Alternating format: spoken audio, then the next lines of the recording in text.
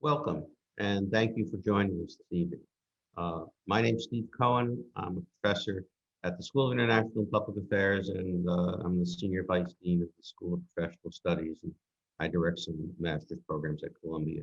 Tonight's event is co-sponsored by Columbia University's School of Professional Studies, its Earth Institute, and the Advanced Consortium on Conflict, Cooperation, and Complexity.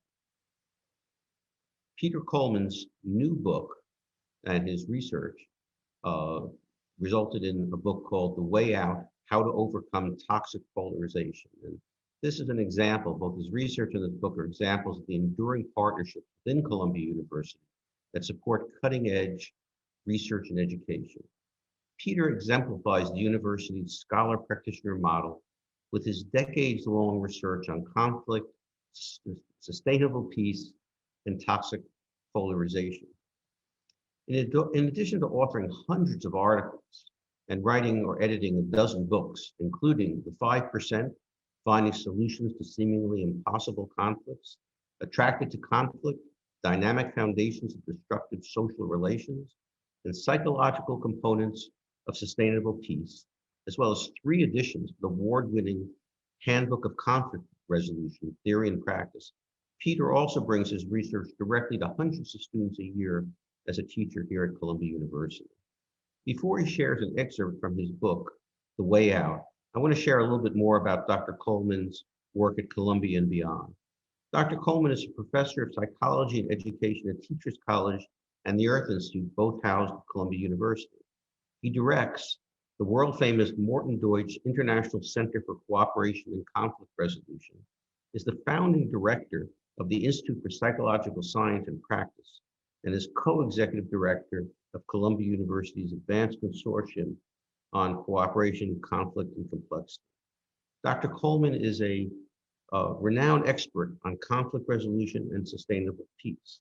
His current research focuses on conflict intelligence and systemic wisdom as competencies for navigating conflict constructively across all levels, from families to companies to communities to nations. Dr. Peter Coleman is also a certified mediator and consultant to various groups and organizations, and most recently served in an informal advisory capacity on fighting toxic polarization in America to the Biden-Harris transition team. It's my great pleasure to introduce you to my friend and longtime colleague, Professor Peter Coleman. Steve, thank you so much. I appreciate it. It's appropriate that you introduce me. Steve was instrumental to bringing me into the Earth Institute a decade or more ago, and we've known each other a long time. So thank you very much. Welcome everybody. Thank you for coming. I am excited to be here tonight to talk about this book, The Way Out. Very excited to be joined in conversation with Paul Lederach, who I'll introduce more formally in a bit, but many of you know is one of the great thought leaders in the field of peace building and conflict transformation of our era. And so it's really an honor to be with Paul in conversation around these issues, particularly at this time in this era of such division, enmity, and animosity for others. We'll talk about the book and talk about toxic polarization today, but also take advantage of the fact that Paul is here and brings so much insight and experience in peace building from around the world. So ideally, this will be a dialogue between us and not a monologue by me. But first, the monologue. So I wanted to read the preface to this book. I wrote this approximately 2 years ago when I first sat down by myself to write the book. This book, which is called The Way Out, How to Overcome Toxic Polarization, is dedicated to the 86% of Americans that the group More in Common has identified as being exhausted, fed up, and really seeking some way out of the quagmire of political enmity that we're trapped in, the culture of contempt that we are trapped in America and elsewhere. but it is a large, robust middle group that is relatively disengaged, but fed up and exhausted. And so I wrote this book to some degree to reach out to that group. The preface is called While Rome Burns. And I wrote this, as I said, about 2 years ago. I'd taken a month and just went off by myself to try to outline what I think the evidence-based research has to offer us at this time in terms of thinking about how to escape this era of toxic polarization. So the preface is called While Rome Burns. It feels both urgent and frivolous to sit at my laptop and opine about the science on reducing toxic forms of polarization, while my various devices send me constant updates on the reality of the increasingly tense, poisonous, fractured state of our union. Initially, the context for this book was birtherism, Benghazi, and Brexit, but then it jumped to Russian hacking of our elections, the Mueller inquiry, and then Trump's impeachment. And amid this crisis of Western democracy, my family and I suffered a profound, unexpected loss of a 27-year-old friend, the only son of our closest friends, that was destabilizing. Immediately afterward came COVID-19, which my son and my wife and I contracted a year ago, February, a nearly complete worldwide social and economic shutdown, and unprecedented levels of civil unrest in our streets triggered by the perpetual stream of brutal killings of unarmed Black Americans at the hands of our own police. So I was and still continue to be deeply shaken by these events and feel like we as a nation are destabilized by this.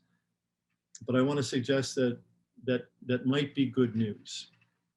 It was in the context of this maelstrom that I wrote this book. It will not rid us of predatory despots and racists and misogynists and anarchists or other types of extremists and opportunists who take advantage of our divisive human tribal tendencies in order to gain and hold on to power. These pathologies are afflicting societies around the world and are nearing epidemic levels in the United States. Many in politics and the media have learned to play these forces like maestros. And it is clear to me that they must be actively challenged, fought, blocked, controlled, and legally constrained if our original vision of American democracy, of optimism and egalitarianism and fairness and e pluribus unum, for Latin for out of many one, is ever to be realized. However, this book is not about how to win this fight. It is about finding another way out of it. I grew up in Middle America in a lower working class family who struggled to make ends meet.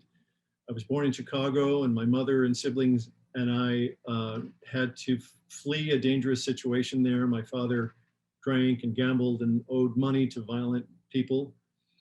And we moved to Iowa when I was 10, where I was thereafter raised as in a single parent home. And although my mom worked to exhaustion, we found ourselves needing to go on welfare. And so to help out, I began to work at the age of 10. And since then, I have held more than 50 different jobs. My son and I sat down and counted them on one long road trip, many of them menial labor, in order to make my way out of hard times.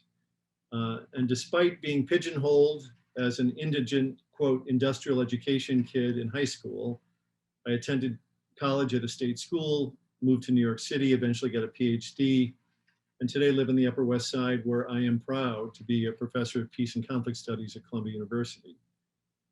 All of this is to say that I feel a genuine connection with and concern for both Americas, rural and urban, poor and well off, progressive and conservative.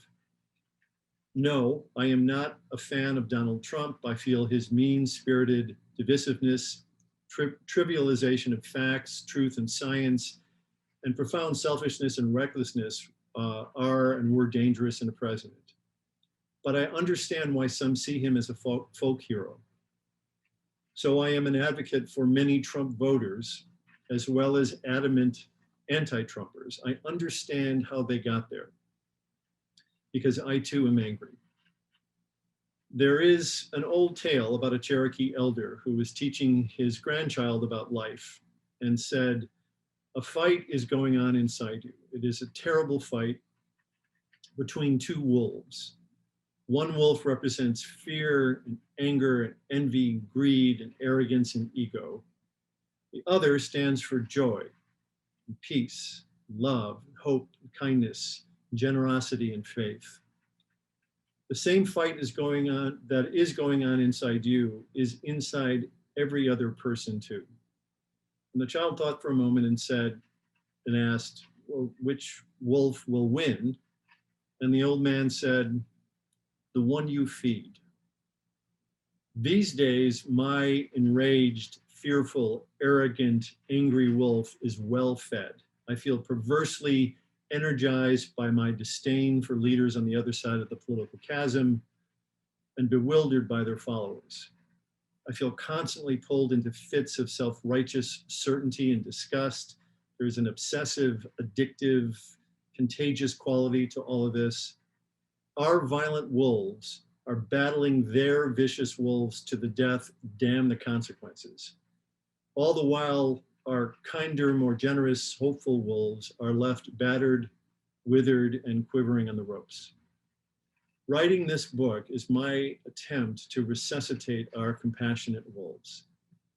100 years ago, a woman named Mary Parker Follett, one of the great unsung heroes of the 20th century, did exactly this by offering a vision for quelling violent labor strife and oppressive management practices in the US. Follett was an American social worker and by trade who wrote prophetic essays about business and industrial relations and management. And in the early 1900s, she offered a view on reducing worker management enmity or class warfare that was a radical departure at the time from the prevailing orthodoxy, which believed in the raw use of threat, coercion, and control to overwhelm one's opponent. At a time when management philosophy was deeply rooted in what came to be known as Theory X, the belief that workers are basically lazy, irresponsible, and greedy and need to be controlled by a strong hand. And when coercive power over approaches to employee management and union strategy prevailed, she offered an alternative. And I quote her. She wrote, "It seems to me that whereas power usually means power over, the power of some person or group over some other person or group, it is possible to develop the conception of power with a jointly developed power, a coactive, not a coercive power. Coercive power is the curse of the universe, coactive power, the enrichment and enhancement of every human soul." In Follett's view, one of the most effective ways to reduce abusive forms of control and stem the battle in industry was to make them less relevant by developing the idea, the capacities, and the conditions that foster coactive power and integrative solutions for all involved. As such, she was able to rise above the poisonous, polarizing struggles between labor and management that had threatened the survival of many communities of her time by appealing to those in the middle and encouraging both sides to see the value of working together to improve their mutual conditions. And although it took decades, Follett's vision was ultimately transformational, spawning widespread movements in participatory leadership, inclusive management practices, constructive conflict resolution, employee empowerment, teamwork, and organizations, which continue to this day to enrich our society. So my aim is similar. I fully recognize that the battles against our more destructive political forces and tendencies must continue unabated. But I hope to offer an alternative way out of our current dystopian struggles that will be sufficiently hopeful, attractive, and feasible to make the more combative approaches to them become less germane. In the end, although we may need both wolves to survive, our humanity, our decency, and our sense of community and solidarity depends on our capacities of our kinder wolves to thrive. And then I just end with this paragraph. Recent events have reminded me once again of the incredible promise of the human spirit and of the devastating fragility of life and brevity of our time on this planet. They have made me refocus my energies on doing everything I can to make our world a more just and generous place. So in good faith, I offer this book to my America, to our America, with the genuine hope that it can help us all to find a better way out together. So that is a taste of the context from which I wrote this book. At the time of the Trump presidency and of the increasing hostility and divisiveness in our country, and the escalation of hostile rhetoric, I really felt that we needed to have the work that's done, the good work that's done around the country, as informed as possible by science. There are, by some accounts, more than 7,000 to 10,000 community-based organizations across this country today that are working locally in their communities in order to stem this tide of divisiveness, bring people together across these divides, and try to foster and promote dialogue. Many of them are fantastic. Some of them that I have been in conversation with, I felt were insufficiently informed by their science.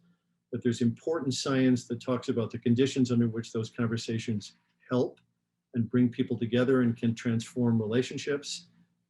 But under certain conditions, particularly when we have true believers who are passionate and live in alternative media ecosystems, those kinds of bridging processes can backfire and be problematic. So it seemed important to me to share that research and to question a little bit about how we think about changing this time. This trajectory of polarization, of what I call toxic polarization, is about a 60-year pattern of increasing political polarization in Washington and on Main Street. And the trends are very concerning. Affective polarization, structurally we're sorting and moving away from each other, not just urban, rural, but even within urban areas, we are physically moving away, moving toward our tribe and away from theirs. Our thinking on highly complex issues becomes overly simplistic and tribal so that we just all believe the positions of our leaders. So there is a series of concerning trends, and there's much work that needs to be done in order to address and interrupt these patterns and ideally change course. And I thought it incumbent upon us to offer a theory of change, an explicit way of thinking about how do you change patterns that are 50 or 60 years old that aren't just about you and me and our attitudes, but also about our relationships and who we marry and date and work with, and the media we listen to, and the internet algorithms that sort us, and. There are multiple layers of forces that are aligning to pull us apart. And so how do you change something like that? That was the question I posed to myself and that I attempt to address in this book with a research base. So with that, I want to introduce my colleague, Paul Lederach, and then he and I will engage in a conversation. I've known of Paul Lederach's work since I was a graduate student. I think the first thing I read of Paul's was a book called Preparing for Peace, which I believe he wrote in 1995 or around that time. It was in some ways a provocative challenge to our field. It sort of suggested that the field of particularly international peace building and conflict resolution and mediation training had a kind of colonialist taint to it, and that we really needed to reflect critically on what we were doing, how we were doing it, and if there were better ways to work. And it was a provocative book, and it really got my attention, so I went deep on Lederach and read much of Lederach, and then had the privilege and pleasure of meeting him on a couple of occasions at different meetings, but have always considered John Paul a thought leader in our field who is grounded in, is an academic by training, but is a grounded peace builder. John Paul has spent time working in conflict transformation in Colombia, the country, in the Philippines, in Nepal, in countries in East and West Africa, has spent a lot of time on the ground working with human beings in these deeply divided, violent societies, trying to understand better ways to think about and help, right? And so he comes to this work with a kind of experiential insight that is really unique and to some degree unparalleled in our field. He is also appointed director of the Peace Accords Matrix, the Kroc Institute's unique source of comparable data on all comprehensive peace agreements that have been signed since 1989. John Paul is the Professor Emeritus of International Peacebuilding at the Kroc Institute for International Peace Studies at Notre Dame University. Has authored 22 books somehow, including When Blood and Bones Cry Out, Journeys Through the Soundscape of Healing and Reconciliation, an extraordinary book called The Moral Imagination, The Art and Soul of Peacebuilding, and Building Peace, which was in some ways one of my first introductions to systems thinking in peacebuilding. John Paul is one of the few that really thinks in terms of generations of change and levels of change. And even though I don't think in building peace, you use the term systems thinking, but it is inherent to your view of this work.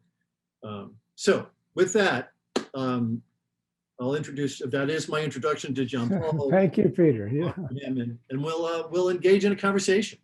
Yeah, well, fantastic. First, thanks for writing this book and for bringing together such an extraordinary, set of research avenues that you've cohered that also help us think about, where your title is headed, The Way Out, which is terrific. So it's a great privilege to be here with you. A small note for the listening audience. Peter and I, earlier this year, actually probably started last year, once every month or a couple months, get together on Friday mornings early, because I'm I've been on Pacific time and he's on Eastern time, which means I'm getting really up early to have a conversation with Peter. We just decided to title it Coffee with Coleman. And we would have these conversations a little bit like I think we're going to do right now, actually, which is just kind of bopping off of each other, things that come up from certain ideas or words or associations. And there are so many embedded in this book that it doesn't take us long to jump into a couple of things that I think are really key. So in the spirit of Coffee with Coleman, great.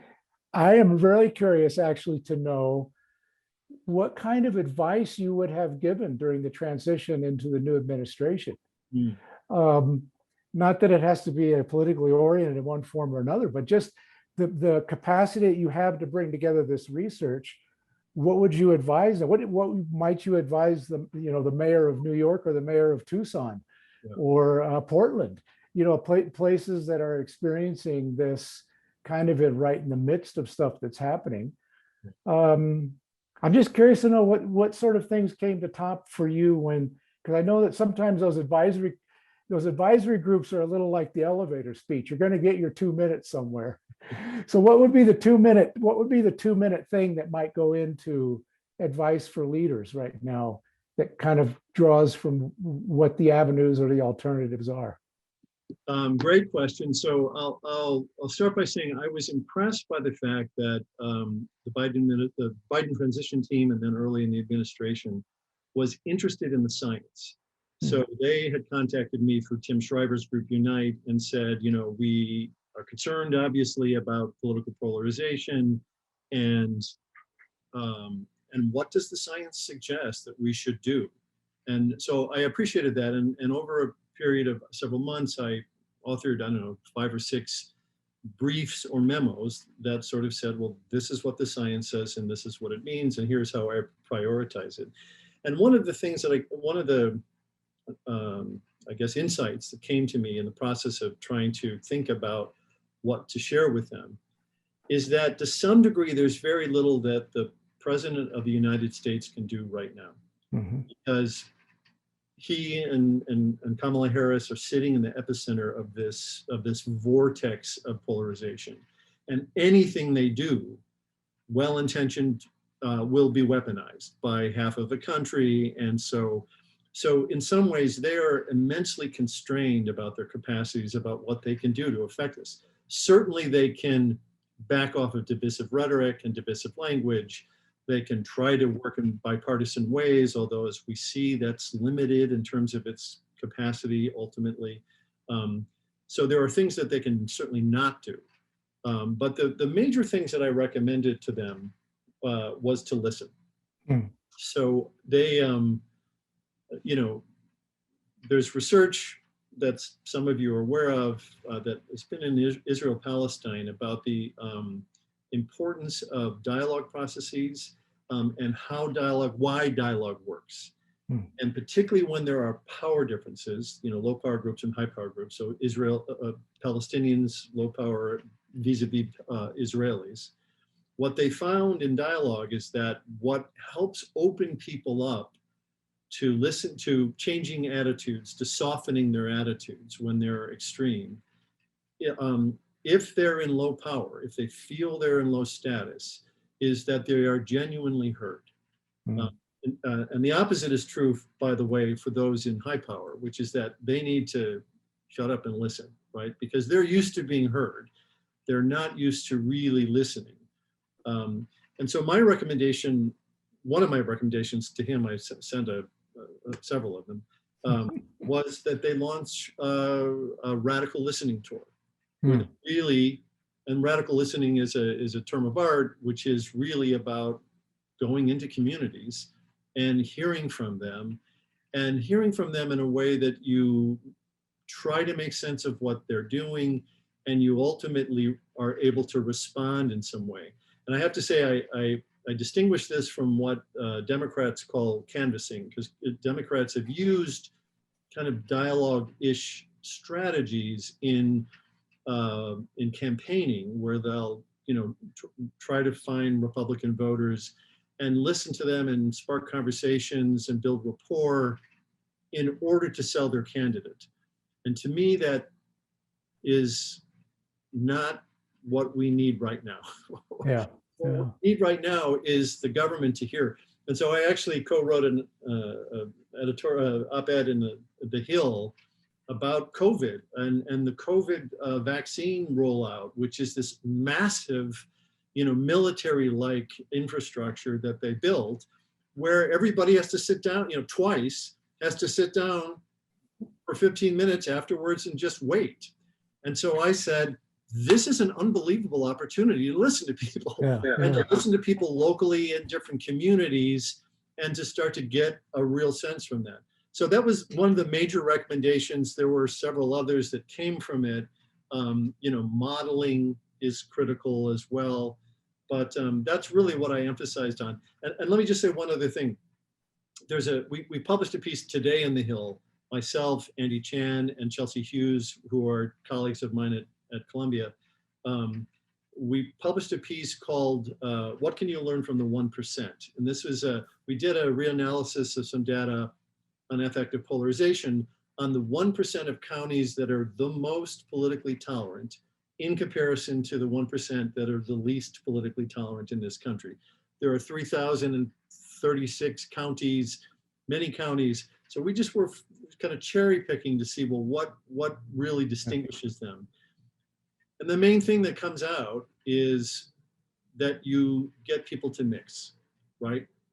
And again, this is not brain science. We've known this for decades, that when you have communities where you have Republicans and Democrats who marry each other, or who are part of the same soccer team, or who go to the same church, or or mosque, or when you have cross fertilization of groups, when you have them basically meeting and hanging out with each other and growing up together, not as a temporary experiment in dialogue, but as a way of life, because of how your community is organized, then it's so much more difficult to vilify the other, to simplify the other, to essentialize them, because you know them, right? Or you know some of them. And that, in our data, was the thing. What the 1% had much more balance of Republicans and Democrats at the block level, right? Not even at the county level, but down to the block. So people know each other, grow up together, their kids grow up together. And that is, again, what science has told us for decades really matters. And I would suggest to any mayor that they should be thinking carefully about, what does that look like in my community? How do we do that? Where do we create those? Or where do they exist already? And how do we build on those? Yeah, right. No, exactly. In some ways, you're making a case for kind of a groundswell that has to be addressed. And it's interesting to me that the pieces that you're identifying is how something as seemingly simple as really listening is an act of opening up to someone bringing forward their story, their background, their direction, and that's within reach. I mean, because the question that I hear the most right now, and I get when my emails go off the map or the invitations come around this polarization thing, is what can I do? And almost immediately it sort of comes in hand with this notion that the imagination that a person has is, I have to make a leap to be in contact with somebody, first of all, that's very distant from me, and secondly, that I can't ever imagine even talking to. Yeah. Right. And so you're kind of like making a leap to the furthest extreme possible, when what you're describing actually was county level, was block level. Yeah. Was in the grocery store and in the school. It's sort of how to create that mix. Yeah. And that seems to me that you're onto something really interesting. I wonder if we go to the science for a moment on a couple of those things, though, because I'm curious about, just as an example, yeah, how you made a decision on the word toxic. Yeah. In the writing, because there has been, in the wider research and literature, there, theories are like, children and grandchildren. We all have preferences for our own. We kind of poke fingers at the other behavior, right? But so there's a lot of descriptor terminology around polarization these days. Yeah. Affective was one you just used. I've been kind of curious, especially about this perceptive or perceptual polarization and how that's impacted things. How did you arrive at toxic, and what might be ways that those other pieces of research feed into what that means, yeah, as differentiated, say, from, especially just from the nature of polarization itself, which is, always been a part of this country in a lot of places around the world. An important and useful part of this country, and the reason, one of the reasons I use the term toxic is because I want to distinguish it from polarization. Polarization is in a two-party system like ours. Polarization is critical. Right? That we need to have smart, intelligent, passionate, informed people that are challenging each other, some with perhaps a more traditional point of view, who are interested in stability, others that have a more progressive point of view that want reform and change and justice. We need to have those in conversation with one another in order for our society to move forward at a pace that we can tolerate, mm-hmm, and affect real change, right? And so polarization is not the enemy, but once all of these different pieces of polarization that academics measure, so affective polarization, again, is how much contempt do you feel for them? How much love and warmth do you feel for your side? How cold do you feel towards them? And that has been on the rise for decades, right? Mm-hmm. So Republicans and Democrats particularly are at a place where something in the 80 percentile really feel like the other are unintelligent, trying to intentionally harm us, right, are bad people. And there was a recent poll that came out that said that people over 65 fear those in the other party more than anything else. Climate change, you know, foreign interference, the debt, doesn't matter. It's them, right?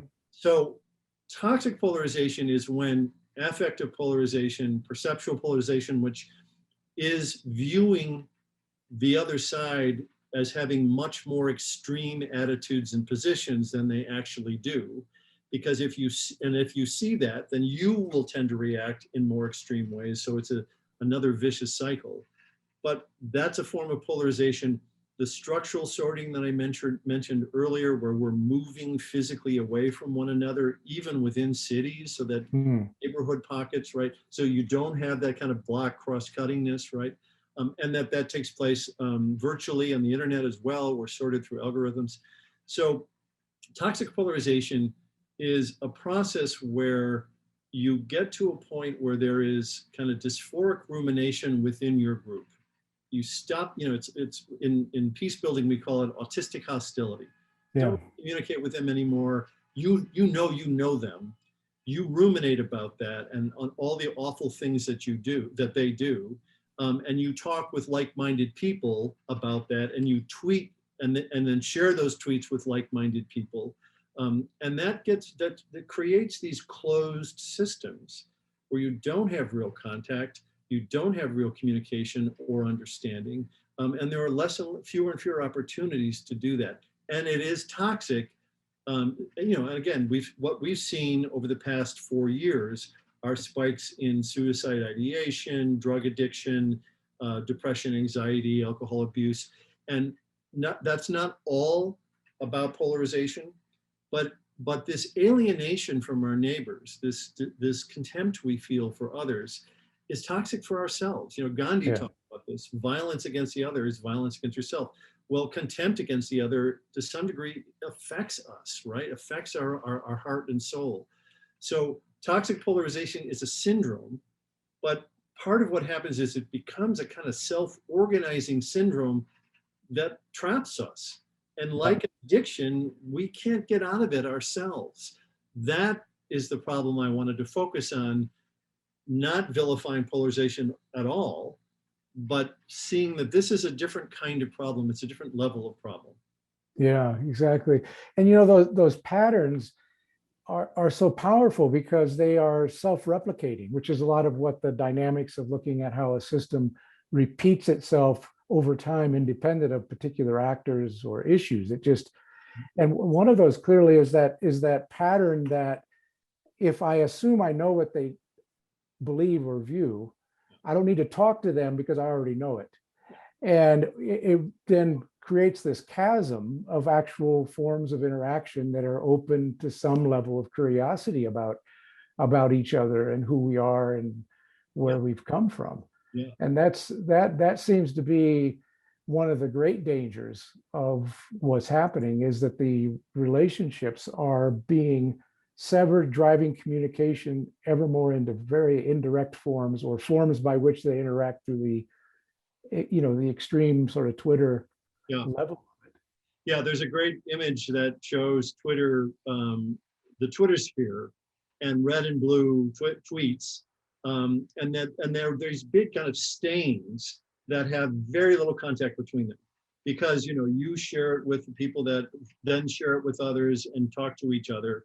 But it is this dysphoric rumination where we're just ruminating on them without really having any contact with them. And it is, again, it's toxic, and it impairs our capacities as a country, certainly to solve major problems, like climate change and gun control at the top, right? Today, one of the negotiations over background checks on guns again got derailed. The negotiations got derailed. Come on, 90% of Americans support that. How 90% of Americans support that and you not be able to negotiate some kind of compromise? So it impairs our capacity to do anything unless, as I mentioned, there was a bill passed last night in the Senate, which I mentioned.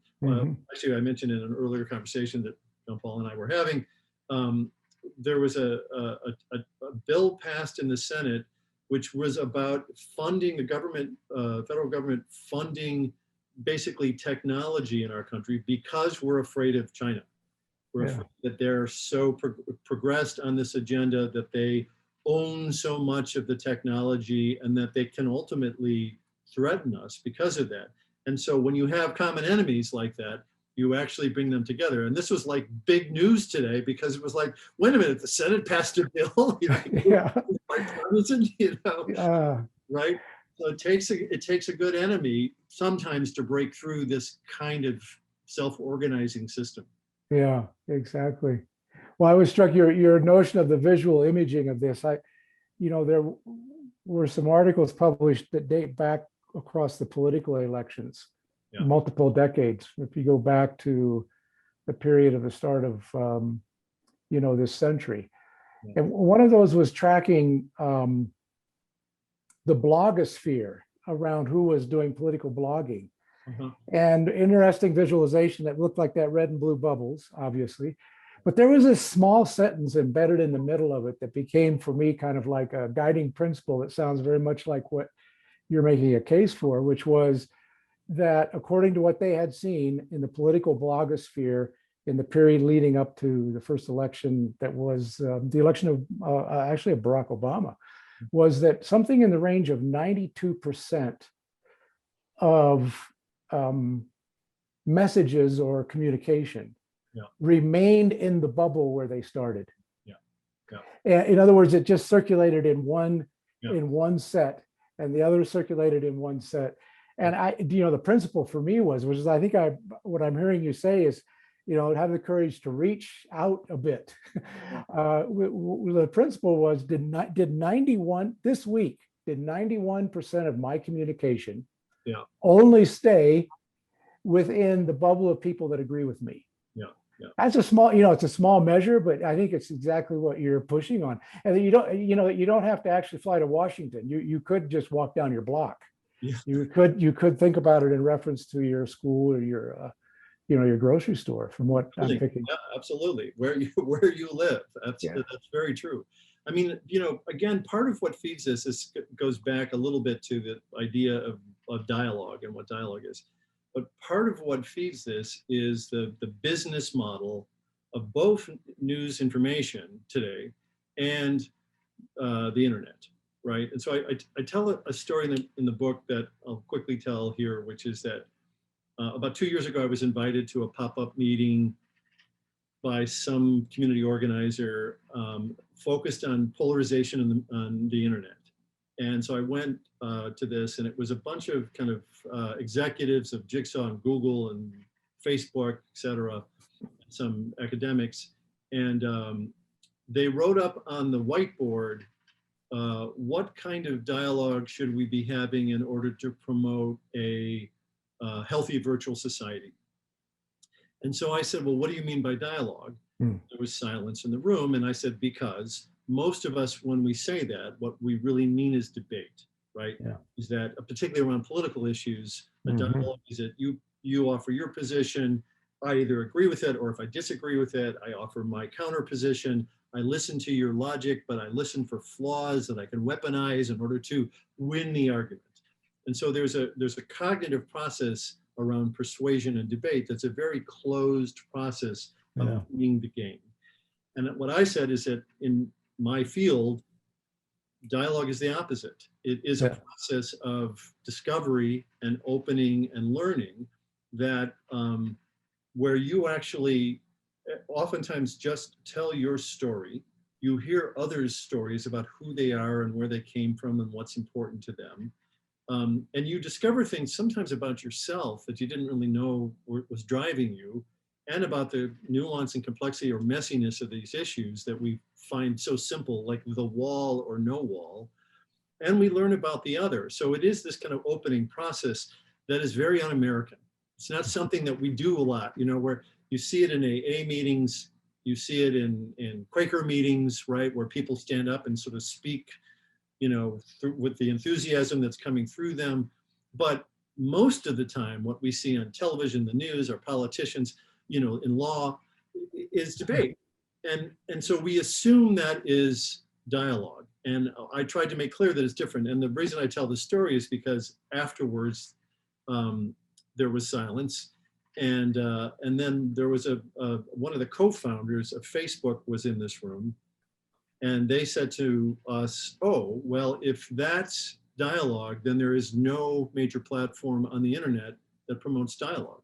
Everything is competition, social comparison, contention, challenging.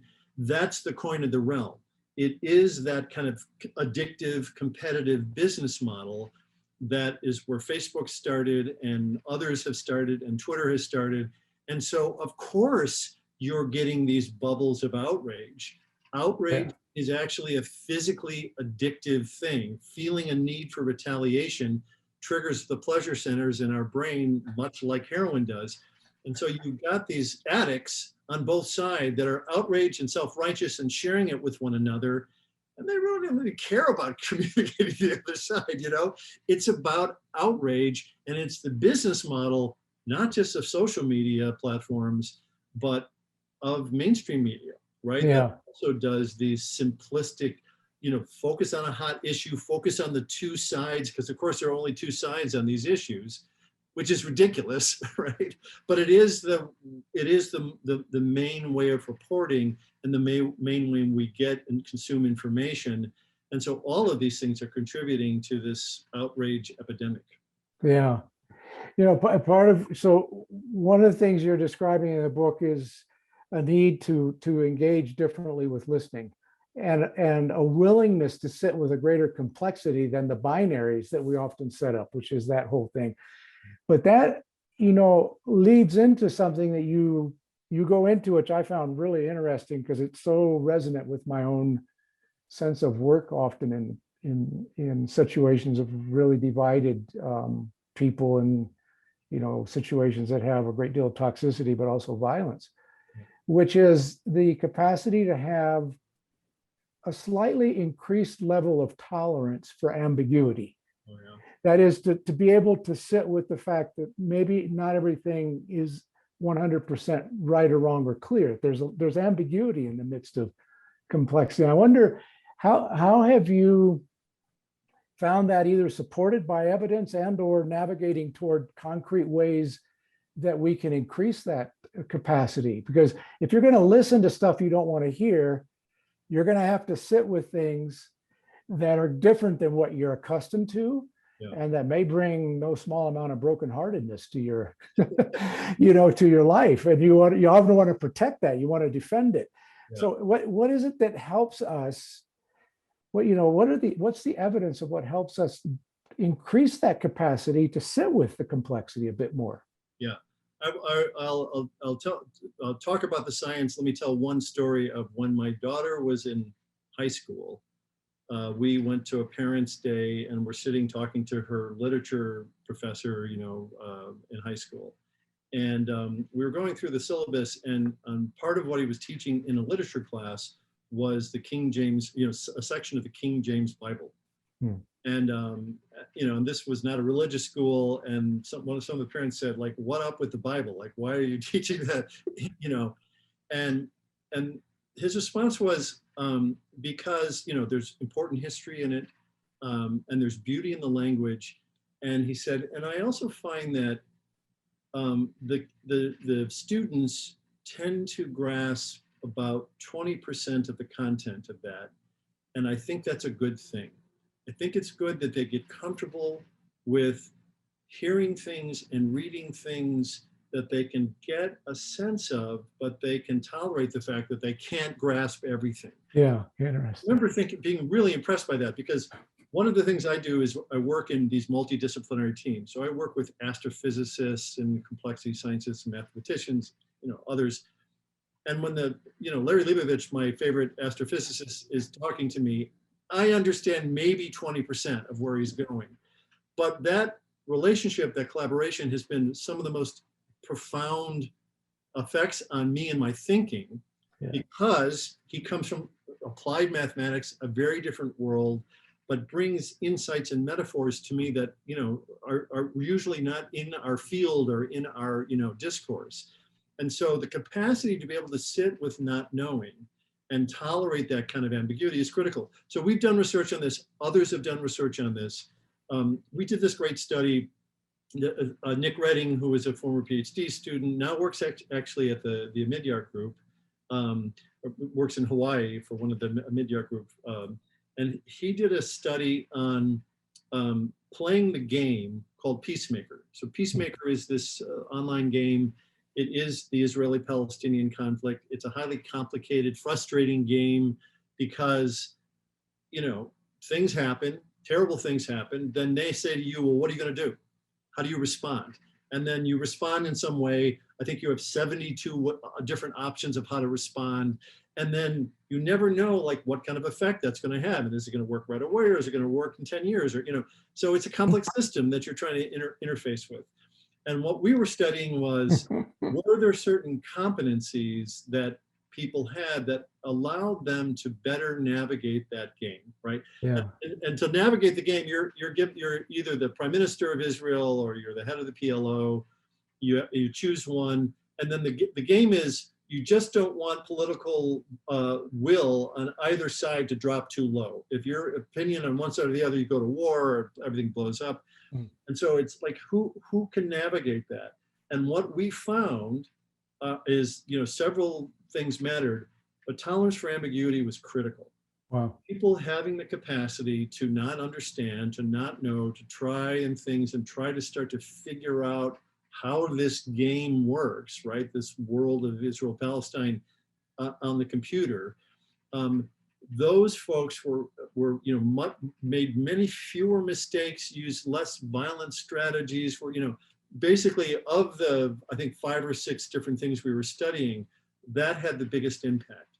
The capacity to sit with complexity, understand that you don't always understand, but that you can try and learn, and through that process, you can at least do no harm and maybe make things better. So it's a critical component in our research, and as I said, others' research. But that, you know, it really does point to this notion that rather than exclusively seeking a view from people whose view you already agree with and know, that what's needed is this ability to include folks that may see it quite differently. Absolutely.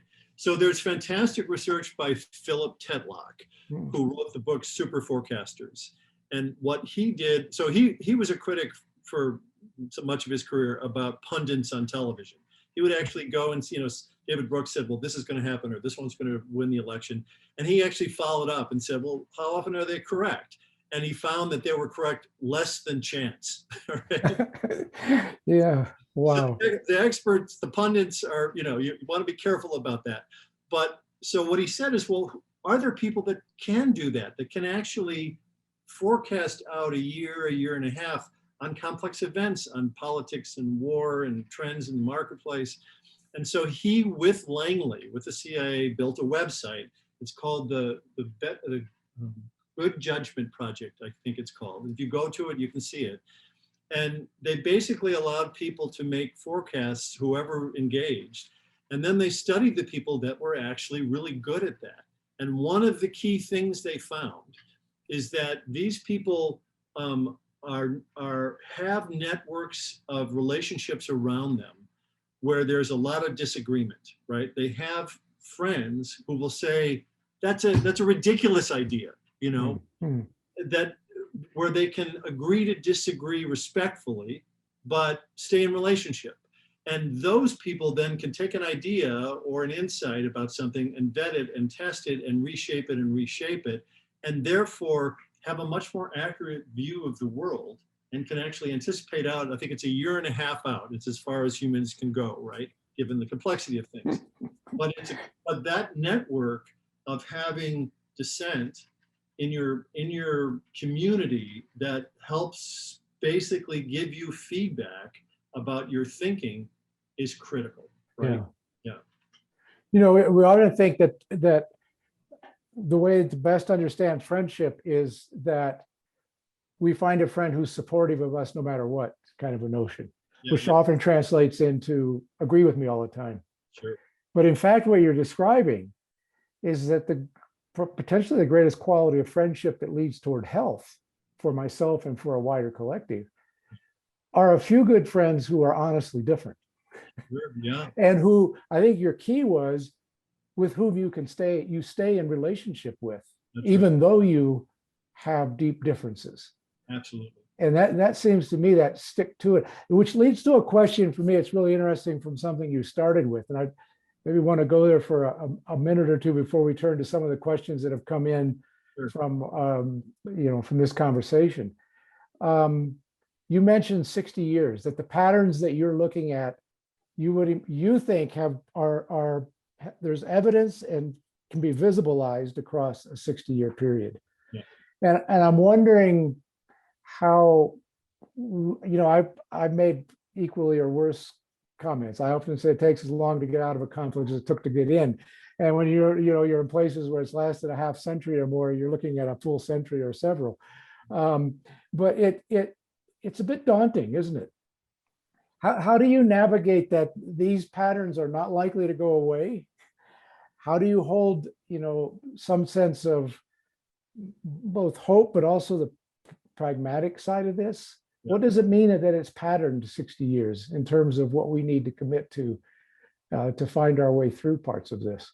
Well, it's a great question. And one of the things that I find most hopeful about this time is what I talked about earlier, the instability, the destabilizing nature of our time, right? Of COVID, of Trump's approach in his administration's approach to leading, of our awareness of racial injustice becoming more acute. All of these things coming together at once, and being stuck on Zoom and stuck in your apartment for a year and a half. These are destabilizing things that our research has shown are oftentimes a necessary, not sufficient, but necessary condition for major change. Mm-hmm. So, this trajectory we're on now, this polarization, they estimate started sometime in the late 1970s. That's when we start to see a real uptake within Congress of people refusing bipartisanship and basically obstructing one another, and that's where we see from the bottom up of increases in affective polarization. Mm-hmm.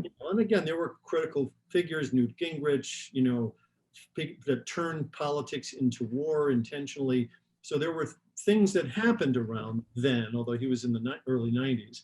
But what's interesting is that if you look at the research on divided societies that are either internally divided or at war for decades, the vast majority of these kinds of long-term divisive conflicts end within 10 years or so of some major upheaval. Mm-hmm. Local assassination, something like that. This is work by Paul Diehl and Gary Getz. It's a book called Enduring Rivalries, and they've looked at the Correlates of War database, which is a 200-year database of how nation states treat each other.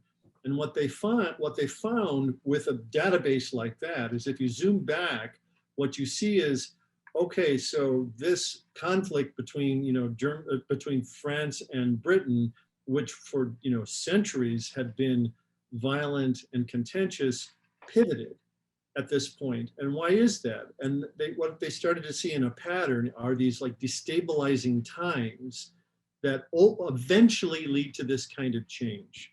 And this is, there's research, there's a theory called punctuated equilibrium theory. It came out of biology in the 1970s. It was offered as a way to think about some of Darwinian theory and some things that didn't fit with Darwinian theory. But it's been applied in a lot of different areas. These folks apply it in War and Peace. And what they see in our societies is that these destabilizing times can make things worse or can make things better. And if you look at our history in America, this uptick in our current pattern of polarization starting in the late 70s would suggest that the late 60s were a time of great cultural upheaval, where we saw multiple political assassinations, there was Roe v. Wade, there was a young cultural revolution against the administration and a popular war. There was a combination of things that were very destabilizing, and about 10 years later, you start to see this pattern kick in. What's also interesting, though, is that the last time that polarization in America, certainly in Congress, got better was in 1924. So from I think the first time they started to measure this was the late 1800s, so after the Civil War. And there's no bipartisanship and there's a lot of hostility. And then 1924, you start to see a decrease in that hostility and you see increased bipartisanship. So what happened 10 years before 1924? World War I and the Spanish flu in 2018, you've got, again, this destabilizing things that somehow coalesce in our legislators being able to come together and work together for then decades in a more civil way. And then, again, you see what happens today. So this time that we're in has been extremely painful for many, devastating for many, but it does provide us with an opportunity to start to question our basic assumptions about how we think about each other, how we treat each other, the news we watch, the things we read, who we do and don't talk to. This is a unique opportunity in probably our lifetime. This is the time to take advantage of it. So in some ways, this disruptive combination of things that we've seen over the last year and a half, COVID in particular, may be the kind of destabilizing moment and opportunity that could move in a very constructive and powerful direction. So I'm going to turn, Peter, for a moment to a few questions that have come in from folks that have sent them. I've been given a few that have been called, and I'll try to work through a couple because there are a number of them that are quite interesting. One of them is asking the simple question of, having spent decades in this research, what surprised you the most? Was there a particular finding or a particular moment that you went, wow, or aha, or something that kind of just really jumped out at you around, in particular, the toxic polarization research that you've covered? I think, part of what did surprise me is, because we experience polarization oftentimes personally, emotionally, we react to, either political actors or our neighbors or something. And so it's more local in a very real kind of day-to-day way. But as I started to unpack and understand the structures, like the business models of the entertainmentization of media, one of the stories of media is that, news, this, but news reporting used to be what they call a financial loss for networks. They didn't make any money on news, because news was a service, was for the common good. You were just informing people. And that was true for, much of certainly my lifetime, until 60 Minutes. And 60 Minutes was the first news show, investigative news show, that made a profit. And people were like, whoa, there's money in news, let's go, And so the entertainmentization of news, which also has become politicization of news and, really appealing to your niche market, is part of the business model that has come up that provides the information context for so much of what we do. And then the internet platforms come up and they add gasoline to this because, again, the business model there is competition and contention. And on Twitter, I recently saw a study that said 80% of the content that comes on Twitter is put out by 10% of the actors on Twitter. Yeah. So that means the discourse, the main provocative, interesting conversations that get virtually shared are coming from more extreme voices, right? So one of the things that really surprised me is the deep structural nature of this, that it's not just Congress can't get along, it's not just I can't get along with you, it's not, just misunderstandings, that we are in some ways being played intentionally or unintentionally, to some degree intentionally. I think people know that these things are weaponized. I think Zuckerberg knows that his system is weaponized and doesn't do what he needs to do to bring the guardrails back in, right? So I think that there is, to some degree, either addiction to the business model and to its success, but ultimately, there's a lack of responsibility there. So those structural things really struck me, as well as the structural sorting that's happening. The New York Times had a recent piece, which was interesting, which was, you could go into, there's a thing called, do you live in a political bubble? It's a part in the New York Times. And you can put your zip code in, and it tells you the percentage of Republicans and Democrats and independents living by you. And yes, I live on the Upper West Side of New York, a total Democratic bubble. But what they also said is, so you live in a Democratic bubble, but 7 miles away in,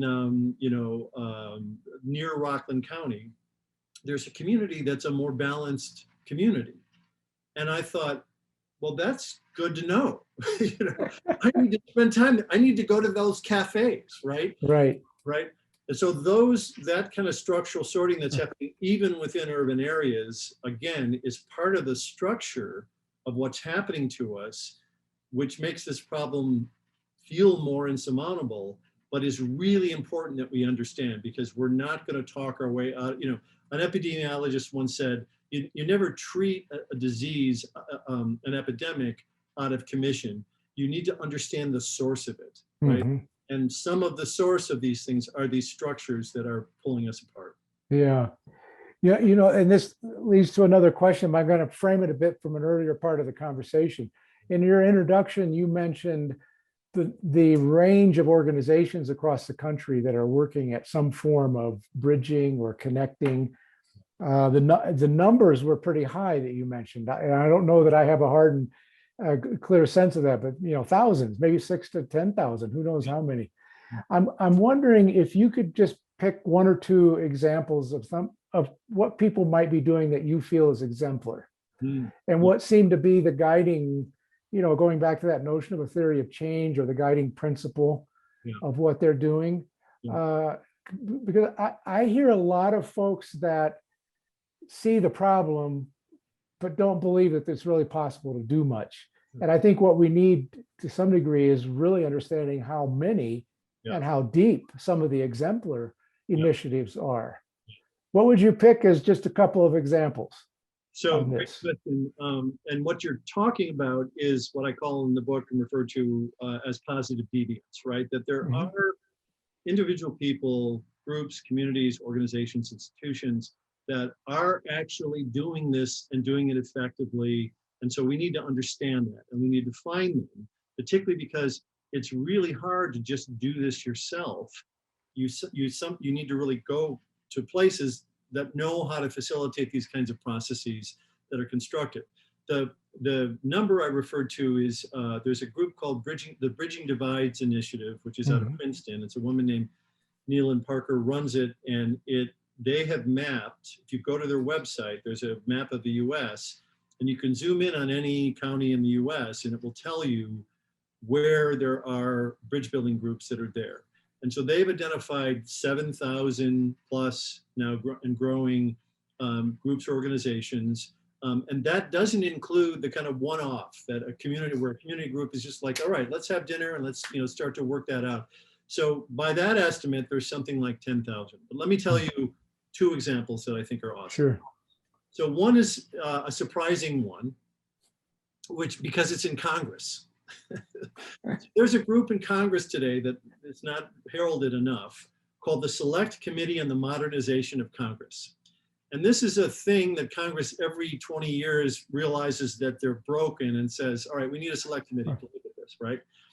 They brought this committee together. It's co-chaired by Derek Kilmer, who's a Washington Democrat, and William Timmons, who's a South Carolinian Republican.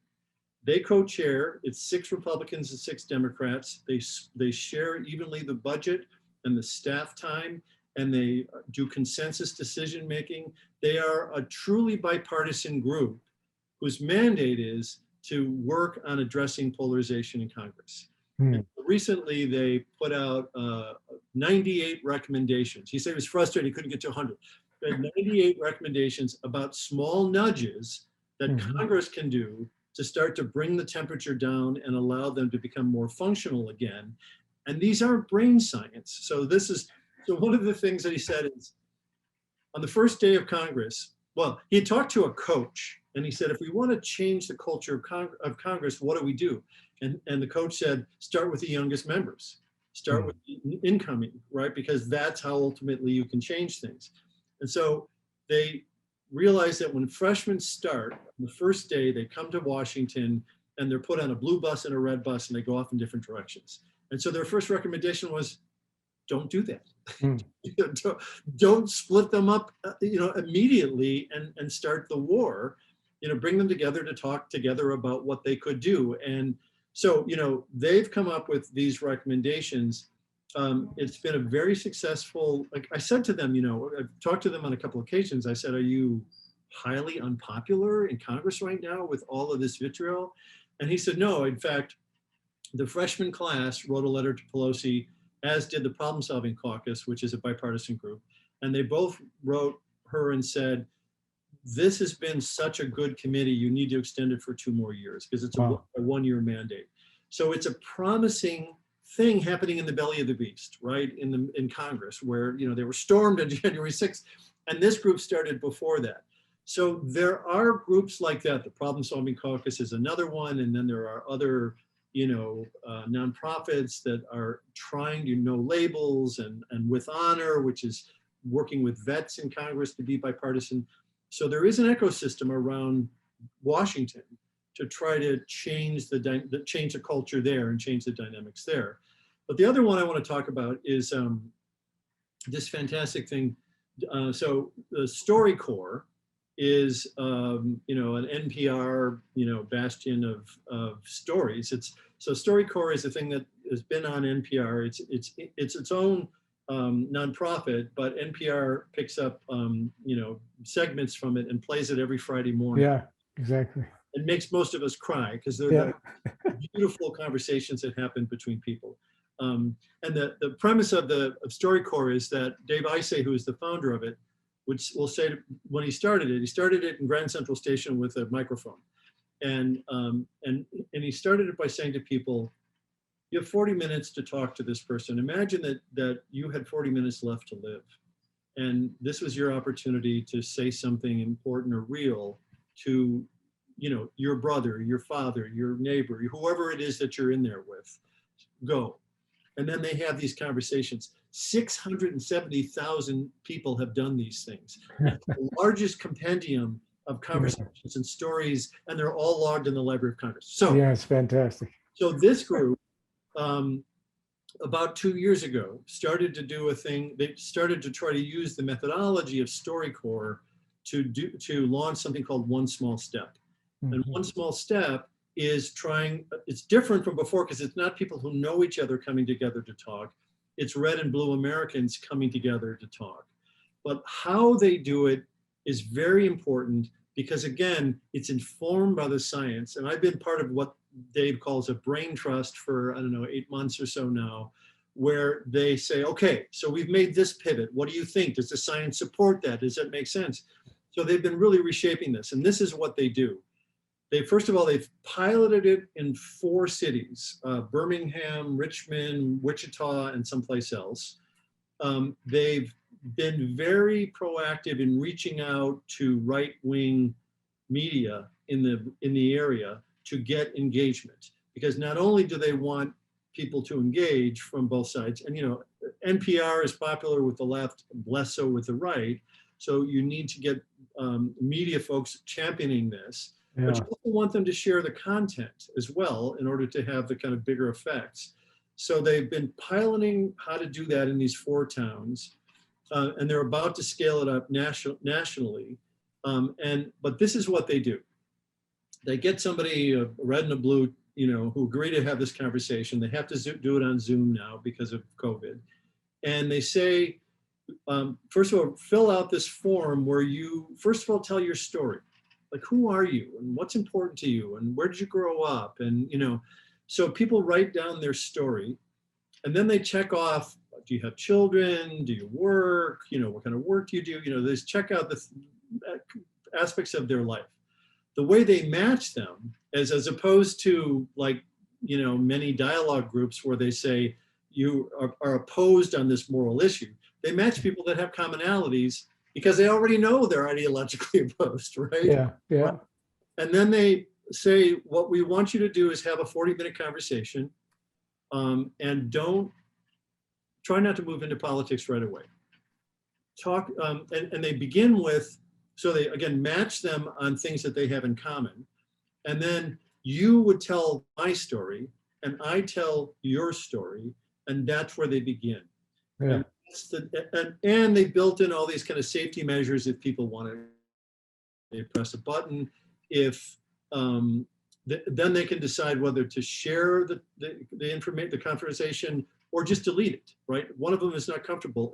So they have all these safety mechanisms to build psychological safety, but they're basically just trying to have humans experience the humanity of the other and not get lost in building the wall or not building the wall, right? And so it's this brilliant thing. And let me just say that their theory of change, which I find so impressive, is not just bringing reds and blues together in conversation.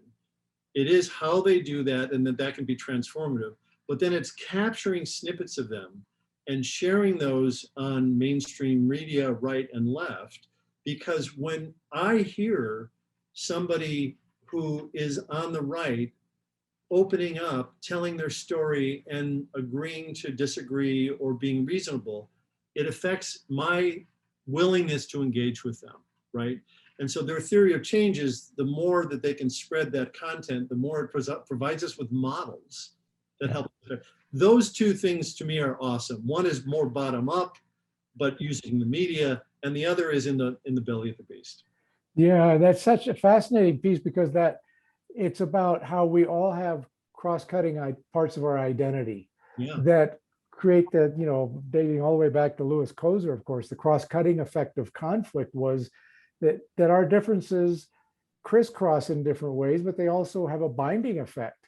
Sure. And some of what, of course, is emergent in that. I mean, I think the reason why we have those, what they call the driveway moment where we can't turn off the radio and we got salt streaming down our cheek is because humanity has touched us again. There's a sense of being, refeeling your own humanity and that of another, the rehumanization in some ways. Yeah. Very powerful. But it also seems to me your example from Congress had that. Because I know we talked earlier one time at one of our coffees with Coleman that the structural moment where there was a push to have people in Congress get out of Washington and not stay long enough for a dinner with other members of Congress, that there used to be more of that, how do you work at retaining relationship where you're more present with each other as human beings and less as ideological opposites, where you have to completely reject or agree. That those spaces were about, in some forms, bringing back humanity into who we are as people. And that's what this committee is trying to work on. That was Newt Gingrich when he became Speaker of the House. Really, what he did is change the work week from 5 days to 3, so that people could and he said to his caucus, "Don't move here. Stay in your state. You can raise more money there. Keep your families there, and don't fraternize with them. Let's sleep in your office or get a small apartment with 2 other Republicans, but do not cross the aisle. This is politics as war." And that deconstructed these cross-cutting ties that had existed in Washington, D.C. for centuries, right? Where people would move there with their families, their kids would grow up, they'd t-ball, they'd have all these experiences. That was taken away. Now, whether Gingrich understood the consequences of what he was doing or whether it was just about winning the game, doesn't matter.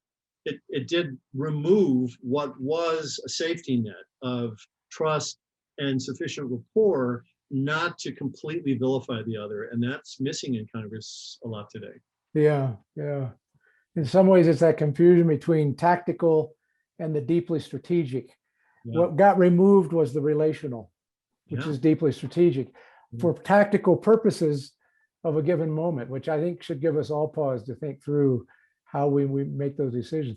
Another one that comes to this, which I think is really an interesting question from one of the folks listening, is this challenge of our moment where we're facing a lot of historic injustices that are raising their head again. You know, the George Floyd moment in the midst of COVID really unveiled.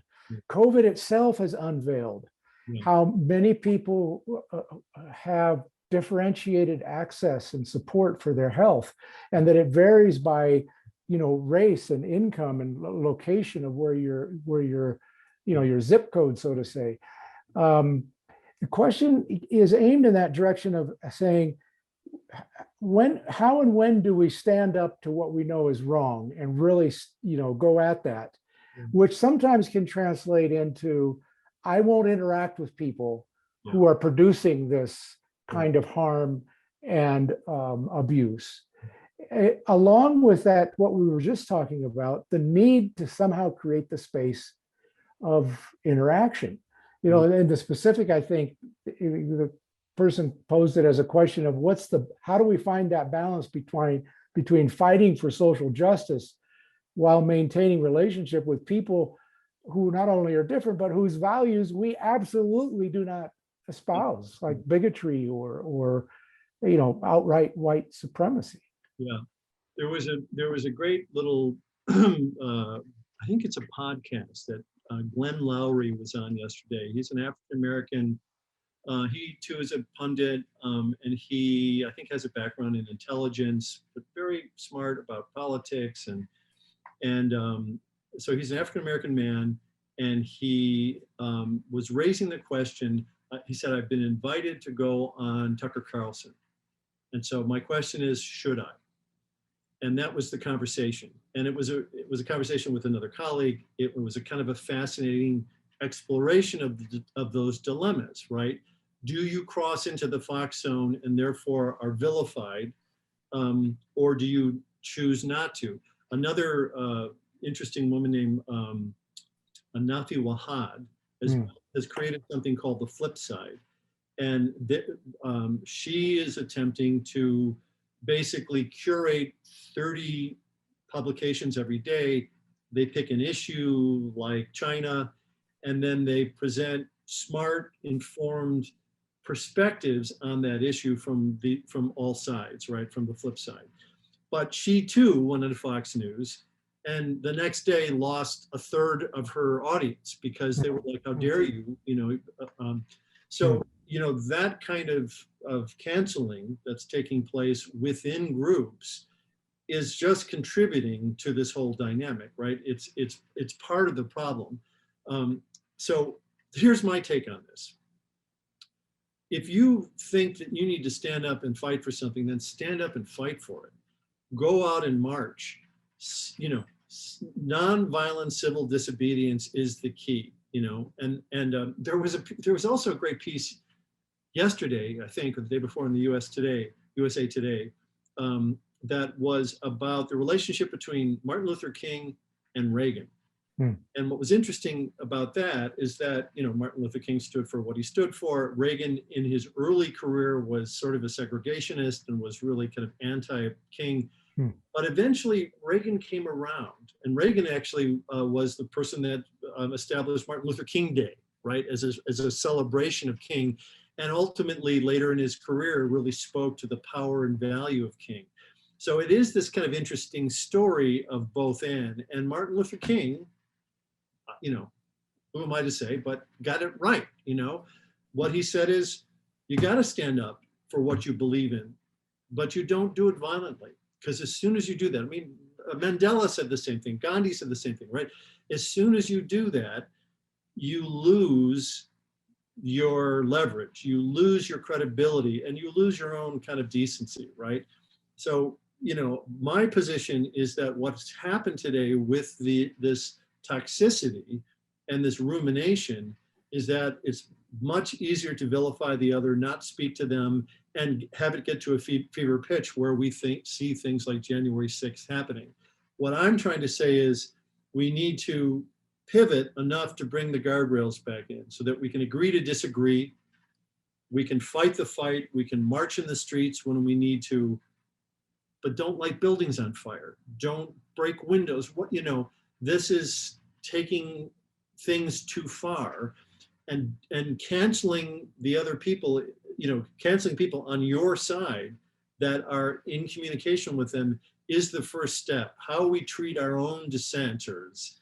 We talked about this earlier, the critical importance of having dissenting voices saying, I don't know, strategically, that's the right thing to do. We need those in any kind of social movement. You need that kind of feedback in order to make wise decisions that ultimately work. Yeah. What do you think about this? I'm interested in your take on these, there's a lot of discussion about peace building versus social justice work, and where do they meet and where do they diverge? How do you see those things working or not working together?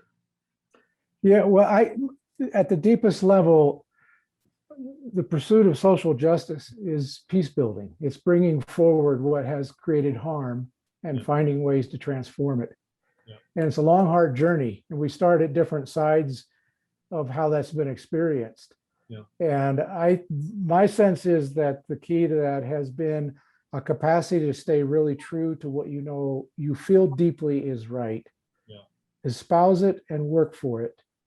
But don't imagine that as placing you outside of relationships with others who ultimately you hope will shift in the direction of the changes that you're pursuing. Yeah. And so the notion that it can be pursued independent of the diversity that exists is actually why many social movements eventually collapse. Yeah. Because it's not just about convincing people to become like me. It's about asking the questions of how do whole collectives both imagine and then begin to pursue change that creates health instead of harm.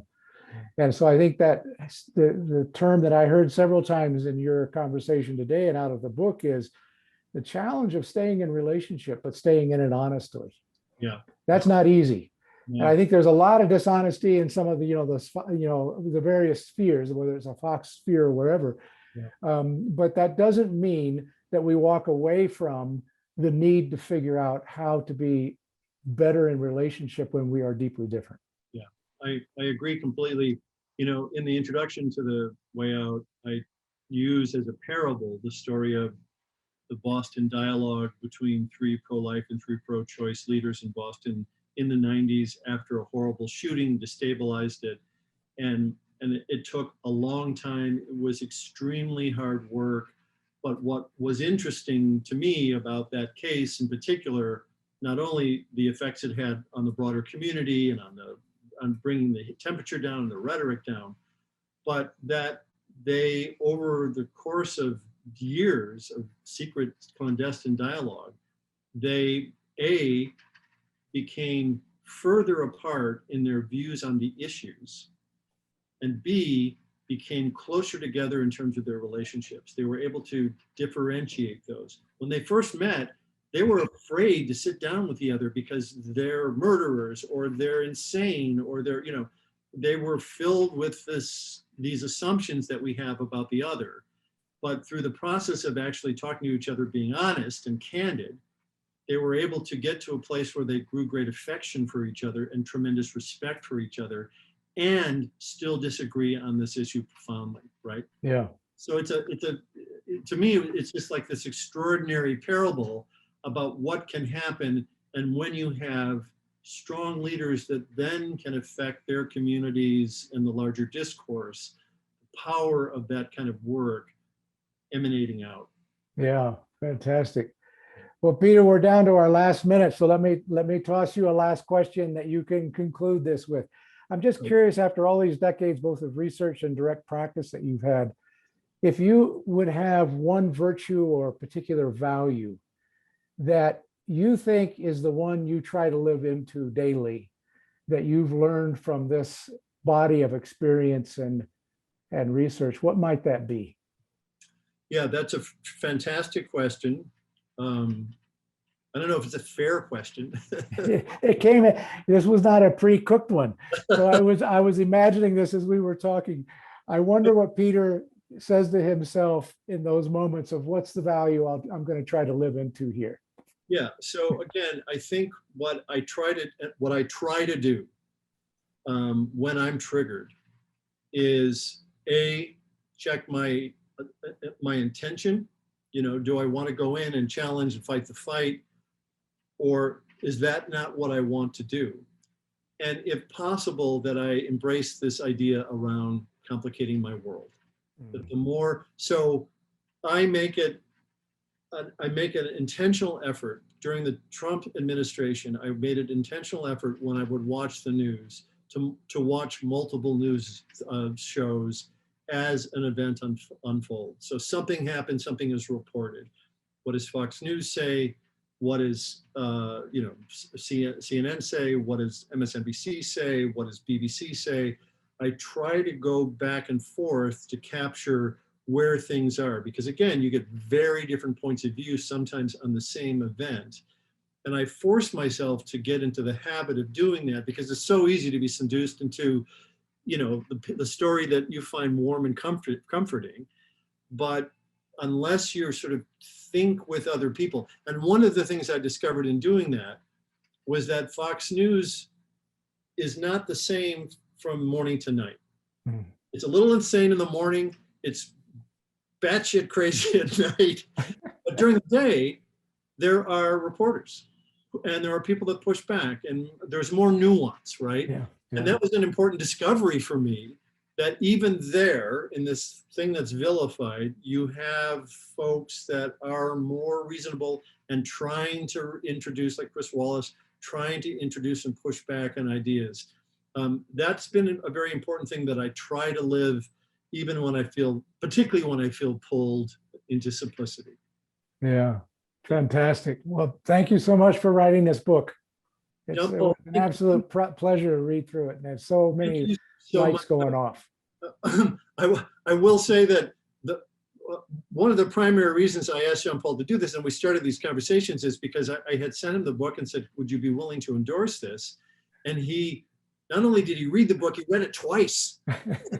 He came back to me and said, I have a bunch of thoughts that have been triggered. We got to talk about these things. And that's what started this conversation. And this is a continuation of that. So thank you so much, really, from my heart, for joining me in this, and for, you know, celebrating the need for this message to get out, but also for all the work you've done for all of your life, and for how you've mentored and modeled so many of us. Thanks, Peter. Thank you. Great to be with you. All right. Thanks so much.